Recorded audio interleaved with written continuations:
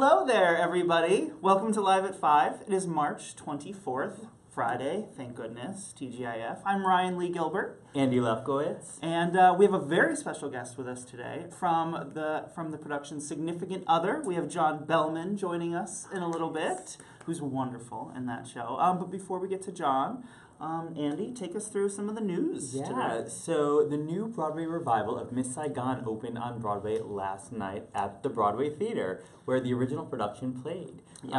On the site, we have an awesome video of Matt Roden asking people on the red carpet for their favorite things that are hot, hot, hot. It is so funny. It's hilarious. We've got toaster ovens, pancakes, boys, you know, Our favorites. all of the good stuff. Yeah. And also, John Brion, who plays the engineer, took us behind the scenes in a special photo feature, which you can also check out. Super cool. Yeah, really, really neat.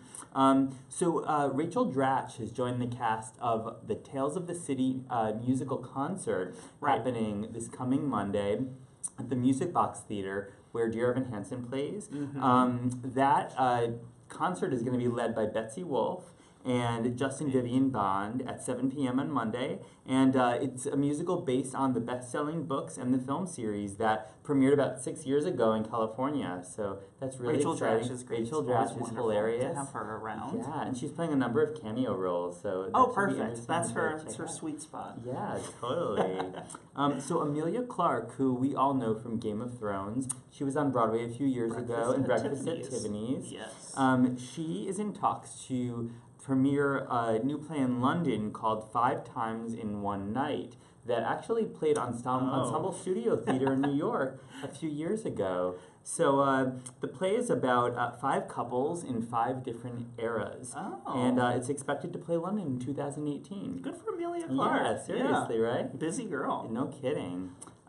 So we actually have a starry lineup of leading men who have joined a concert with the NY Pops to pay tribute to Kelly O'Hara and Bartlett Sher. Always. Incredible collaborators. Yes. Yeah. So good. Maybe collaborating again. Maybe. Wouldn't that be incredible? Maybe we'll sometime see. next year? I guess we'll see. But that's happening in Carnegie Hall on May 1st at 7 p.m. And these are great guys. Look at this list of guys. Matthew Broderick, Stephen Pasquale, Bridges of Madison County. My goodness. Stop, don't even bring it up. Right. Brian Darcy James, Adam Cantor, Chris Sullivan. Great people. It's an awesome lineup. And that's in May 1st. May 1st at Carnegie Hall, guys. Let's see what else we have here. The cast album of the new Broadway musical, A Bronx Tale, was released digitally today. Right, yes. Today. You can listen to it right now. Yeah, and it's really exciting because it features an original score by Alan Menken and Glenn Slater. And you can download that digitally online, or you can get the hard CD on May 12th. Oh, perfect. So that's super And go fun. see A Bronx Tale. Yeah, seriously, at the Longacre Theater. So Disney released a really fun music video today. This is great. Yeah, featuring Jordan Fisher and Lin-Manuel Miranda singing You're Welcome from Moana. And you may remember Jordan Fisher from Grease Live. And then Hamilton, of course. Yeah. So it's a really adorable video. They're having a lot of fun, kind of broing out. It's definitely worth a watch. It is. Yeah. So we have a really cool new culturalist challenge, on the site. With Anastasia now on Broadway, we're asking you to choose your top 10 favorite Lynn Ahrens and Stephen Flaherty musicals. Those are hard choices. Yeah. What would be your number one? Oh my gosh, I guess it would be between Ragtime and Once on This Island. How about you, Ryan? I would say Ragtime. Yeah, for Ragtime. Sure. Yeah, I so love beautiful. Ragtime. I'm so excited about Anastasia, though. I know, of course. Yes, Yeah. I mean, I've only seen the movie, I think, once. Oh my goodness. I know. I'm very far behind, but I loved it.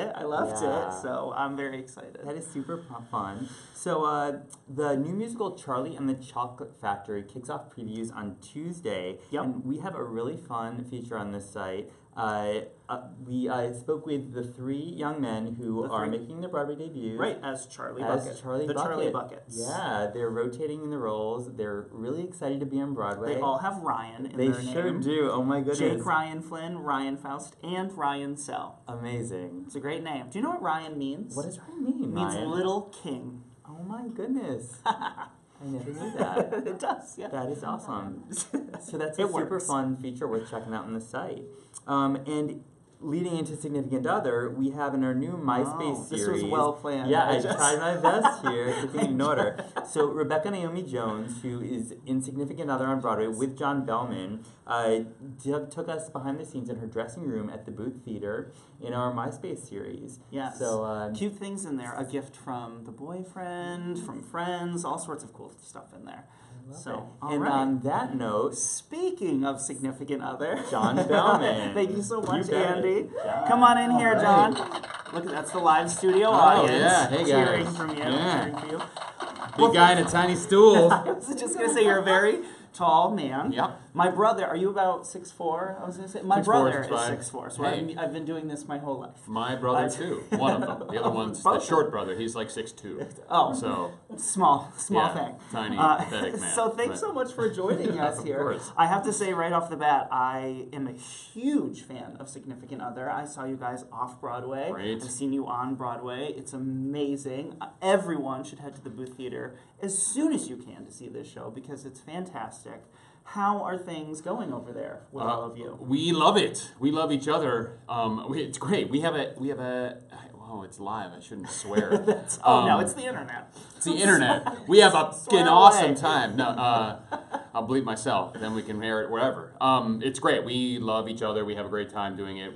It's great to come back to a play that you did already once and like have a year and a half between. Yeah. And especially when it's a play about friendship. Right. Because we're all And actually just connections. friends. Yeah, well, I So- was going to say, it seems, people love to come on and say, like, oh, we're all really friends, but like, you all Lies most of the genuinely time. seem like you adore each other. We- Is it that? We is do. that- We hang out a lot outside of, or like, have a drink afterward, or, like in the dressing room. By the end of the week, we all kind of carouse and things. We're going out to dinner on Sunday night, Oh my so gosh. things like that. You're all each other's significant others. Yeah, that's right. How adorable. Oh. So, we'll take some questions in a little bit, but I wanted to go over a few. You, sir, you've done everything. You have done off-Broadway, you've done Broadway, you've done commercials, you've done movies, you've worked Yes. with Leonardo DiCaprio twice, I checked. Twice, I did. I jotted that one. That's right. You're a playwright. You're a trapeze artist. Like what is? Or do you just have like a bucket list that you just constantly? Yeah, check once I off do everything off? once, I just check it off and then I'm done and then I don't have to do it again. But truly, you are so. Do you have a favorite? Is there something Broadway you must love the most? I love whatever the thing I'm doing right now, having an interview about the most. That's Good the answer. thing. Yeah. No, I do. I mean, one of the things that I've always really valued in this career is that you get to do a lot of eclectic, weird stuff. And I mean, half the things that I do, I'm not really qualified to do. Like it's hard to call yourself a playwright in New York because there are lots of really great playwrights, or like a dancer or a singer and things like that. There are other Right. people that are way better at all of those things, but it's nice to not let that. I haven't let that stop me totally yet. You don't. So, You don't let the grass grow around your Right. feet. You kind of keep up with everything. That's right. I was reading. Also, we live in New York. There's not much grass. There's not. We don't have any grass. So- It's all gone.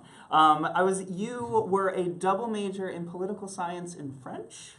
Yeah. What was your plan? Didn't have much of a plan. Okay. Yeah. My family are not in the entertainment business. Okay. I do have one kind of second cousin by marriage who is an actor as well.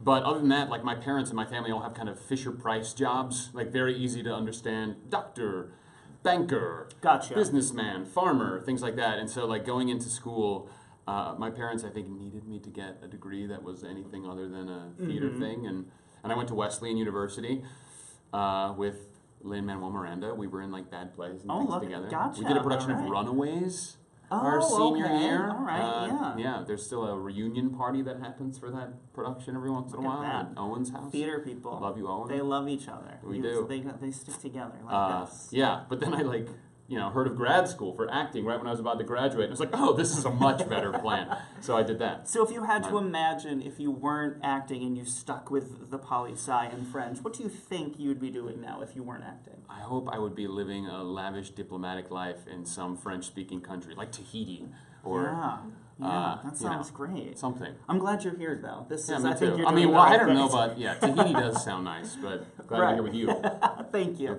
Also, I was going through you. I didn't realize. So obviously, I knew who you were, and I knew from Significant Other, but I didn't remember that you were 39 Steps with your little pencil mustache. That's right. How much fun was that production? Because I saw it like 3 times. I loved it. Yeah. But I'm surprised you're still alive. I know. Everything Well, that you had to do in that. Yeah, that was like I had the great opportunity to lie about my age up. I played 34 Right. in that, and I was not 34 at the time. But so I got to be a little more young and spry than I might have if I was the correct age. But that was a lot on a body. I can imagine. It was the kind of show though where as long as you could kind of get your nerve up to just start, then it was fine, because then it was like a machine that ran forever, and that was the longest job I think I've ever had at 11 and a half months. And had the mustache for 11 and a half months. How was that? Was it? It was kind of great. Was well, it? I grew to like it. It literally grew on me as well. But I found myself changing the way I dressed ever so slightly. Because you could either dress way down or like really sharp. Yeah. If you have like a pencil mustache. You do like the slicked hair and just good for you. Yeah, and I live in Williamsburg, but I didn't at the time, and that was a mistake. I should have lived in Williamsburg then. You had the Williamsburg look and weren't there. Yeah. Come on. Yeah. Billy Murphy out there on the internet has a question for you. What's up, he Billy? would like to know if you would like to star in a Broadway revival of a classic musical. Yes. Anyone's come to mind? I want to be in The Music Man. Oh, The Music Man. Yeah. Yes. I don't really know. I'm gonna out myself and say I don't really know a lot of musicals. I'm not. Really? I mean, I know the ones. I was in musicals in high school, and I've Okay. been in some since, but my musical knowledge is generally pretty piddling. So when I see one that I like, I'm like, oh yeah, that one. That's the one. So Right. The Music Man is that's my Does answer. your significant other talk to you about musicals and what you should be knowing about Yeah, them? yeah, but my retention is terrible. So like. You're like, sure. Yeah, the other day she was describing some song that she had to sing for a benefit, and I was like, "Oh, that's a nice song," and she sang it, and turns out it was from Carousel, which Come on. Oh, it's a good thing Paul isn't here. If you didn't know Carousel, I know, he'd be well, very upset with you. But yeah, sorry. So significant other is all about like love and connections, and I was reading that you did an interview with Broadway Box, and you talked about that you learned about love when the mice kiss in An American Tale. Yeah. An American Tale was the first movie I ever saw in a movie theater. Really? Yes. Wow. And so I take the one thing I take issue with is you said it's Fievel who kisses the other mouse. Oh, It's you're not. right. It's that other Tony guy. who kisses Bridget. Wow. Tony is his name? His name is Tony. Yes. Here I am playing He's Tony a in the street play. mouse. Yeah, I do remember him now. I remember. You can tell he's a street mouse because So he's got that tough edge. Exactly. So No. I didn't want you to go through life continuing right. to say it's Fievel and be corrected No. by someone not as nice as Here that. I was identifying with the wrong mouse all these years. Exactly. So, Such a shame. wow. I also didn't realize that you and Gideon had worked together previously in Wild Animals You Should Know. Yeah, that was also I worked with Trip Coleman on that too. Of course. So, yes. and that was a play at MCC in 2011, and Gideon played my Boy Scout. I was a scout leader. I was a gay scout leader who gets outed by a kind of mean, bad seed kid played by J. Armstrong Johnson, and Gideon is kind of Jay's out, openly gay best friend, and so Gideon was my Boy Scout. And now, just a few short years later, we go on a date. Yes. So, and speaking of, you play a few different characters I do. in Significant Other. Mm-hmm. Is there one that you're particularly attached to that you enjoy sort of inhabiting for a little longer, or how do you well, organize that? I mean, I love me some Conrad. I play Conrad, who is Kiki's husband, who is he's so sweet. He's so sweet and not he doesn't get a lot of stage time and he doesn't get a lot of words to say, but I like to feel like he makes a strong impression. He's the most different from myself, which is more fun to do, but it's probably for the best that he's not in the play much longer because he's not a very talkative fella. But he's a little more to himself. he has a great goatee, though. Kind of like, I think I had that goatee in high school at one point. I think we all probably did at one point. We're men now. Yeah, that's right. Actually, no, I didn't grow facial hair until like last year. As another character, you get to eat a banana quite seductively. I do. And you're shirtless. Yeah, yeah. Like you're just a piece of meat up there. Do you enjoy that? I mean, you know, I'm used to it now. I've done it. There was a year where you're shirtless in a lot of things. Yeah. And it's not because I'm like, I think once you find out there's a guy that'll do that, you just hire that guy. And now there's a time that one I'm thing that on the requirements list. There was a year where I did nothing but, and I think in every show but one, I did like 4 or 5 shows of varying sizes. One was a lab, one was a couple of runs of shows. Pretty filthy.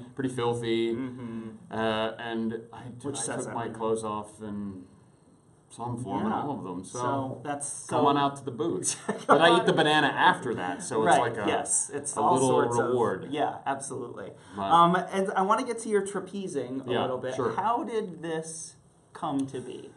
Graduate school. Oh, really? I started doing trapeze in graduate school. There was a great teacher at our school named Bob Davidson who just recently passed away in January. And he taught us trapeze. It was a main component of our movement training. I went to grad school in Denver at the now defunct National Theater Conservatory. That's right, it is. That was R.I.P. Was it like 30 years? Yeah, something like that. That's a shame. But anyway.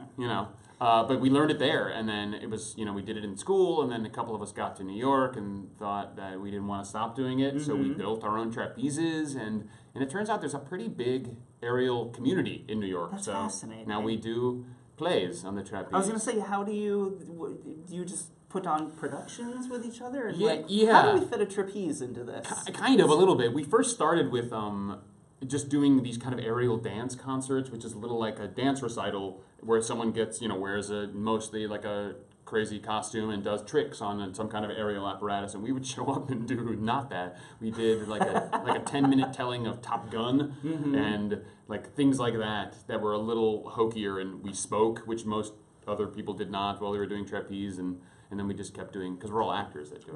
Right. So, but then the last thing we did was a production of Jaws. We did the right. movie Jaws I did know about fully that. in the air. That's right. Which was a big hit You last wouldn't year. think Jaws would work in the air, but it you does. would be wrong. You would be totally wrong. So it absolutely think does. again. Do you love to go to like the Cirque du Soleil? Do you to like watch? To make me feel terrible about my ability? Yeah, sure, great. Yeah, no, those guys are for real. For inspiration. Yeah. Inspiration to just feel depressed about my own ability to be on a trapeze. No, I do love Cirque du Soleil stuff, but those guys are. They're nuts. Yeah, that's like that's a full-time athletic gig. It's like being a member of the New York City Ballet, but in the air. Ballet. So if you had to, we want people to come see Significant Other. If you had to say, if you had to convince someone that's like, oh, I've heard of that, but I don't know, what would you say to this person to convince them this is why you need to come see our show? It's a great play for people who don't always like plays. I will say that. That's a thing that I've heard a couple times from people. And a good friend of mine came to the show, and he said a lot of times going to a play, especially if it's on Broadway, because to get to Broadway, there's a lot of money involved. It's got to be an important thing. And often those plays, watching them feels like taking your medicine. Yeah. And this does not feel like taking your medicine. No. It goes down it's like taking children's Dimetap. It goes down easy. It's good for you, and it does all the right things, but it's got that nice grape flavor that... Yeah. It does put you through the ringer, though. Yes. It does. It does. You laugh so hard, but then, you gutted. Yeah. You can only laugh as hard as you cry. Right. I mean, cry as hard as you laugh, or vice versa, and Josh takes care of both of those. Get a glass of wine when you go. That's what I do. Yeah, and another intermission, and then like 3 more after the show's done. Stay well liquidated. Yeah. And then you're very well educated, obviously, as we've discussed. Thank you. Are you a big reader? Are you reading anything I am a big reader of. I don't have I find that I have a lot of unfinished books, so I read a lot of short stories. I've been a subscriber to McSweeney's Quarterly for like the last 15, whatever issue, whatever, like the last 4 or 5 years. I'm a little annoyed that my current issue is delayed so much, but come on, McSweeney's. Get with it, guys. Jeez Louise, I gotta read something. Yeah, these are the dire months. Yeah. Let us have stuff, please. And I just got my first subscription to the New Yorker. Oh, which makes me feel really You're well going to educated. be one of those people that flips very slowly on the subway, so everyone knows what you're doing. I can usually get through about 1 or 2 things in a week, but man, they just keep coming. They do. That's the thing about subscriptions. They just They keep just arriving. keep showing up. Except yes. McSweeney's on time. Don't be like McSweeney's Yeah. New Yorker. Yeah. Well, thank you so much, sir, for Man. coming and speaking with us. Thank You're you for so having me. fantastic and significant other. Thank you. The show is so wonderful. Thank you so Make sure much. you go see it at the booth and come back and see us. I will. sometime. Yeah. All Stick right. around. Now it's live at 8 is the booth theater. Go see That's Significant right. Other. And you didn't swear that much. You're fine. No, I Yeah, didn't fine. swear at all. There it is. Have a great night, everybody. We'll Bye. see you on Monday. Have a great weekend. Bye.